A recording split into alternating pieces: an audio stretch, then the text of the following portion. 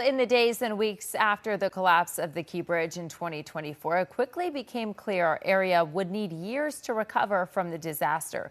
The next step in that long journey could come as soon as tomorrow, as this week crews are expected to begin demolition on the last remaining pieces of the old structure that stood over the Patapsco River for decades, a necessary step before work can begin on building a new bridge. Our Tara Lynch is on your corner in Baltimore City. Tara, the MDTA says that demolition work could take months. Kelsey, there will not be any detonations in this demolition process, which is why it's going to take a little bit longer. So it won't be instantaneous. The MDTA says that they will be going sort of piece by piece of the remaining spans of the Key Bridge. And we do know that this is going to start potentially as early as tomorrow, but there is a lot of weather that they need to be keeping an eye on. So it could start later this week. I'm hoping to be wowed by the new bridge. Demolition on what's left of the Francis Scott Key Bridge is scheduled to begin as early as Monday. The MDTA says the lengthy process will start with removing the bridge deck over the river. Then the rest of the bridge will be removed in sections. Controlled detonations will not be used during this phase.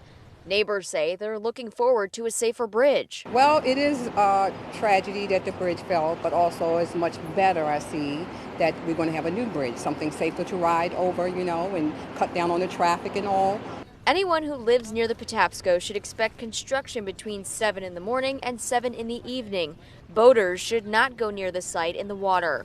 People in Glen Burnie say they're looking forward to being reconnected to Baltimore County again. And I think for the people who live on this side, the Key Bridge was like a shortcut. Well, I'm hoping they stay on schedule, for one thing. I use that bridge almost twice a month for going to Essex for golfing. In February, the state announced the new bridge design, a taller cable stay with a wider channel. We're also very focused on the time to redo this bridge, the impacts that has, and anyone that travels in this area knows that every day.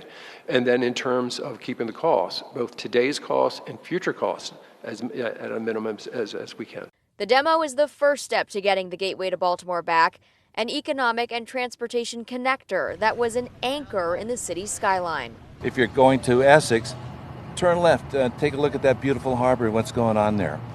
So it's a harbor that's important to this side of the United States.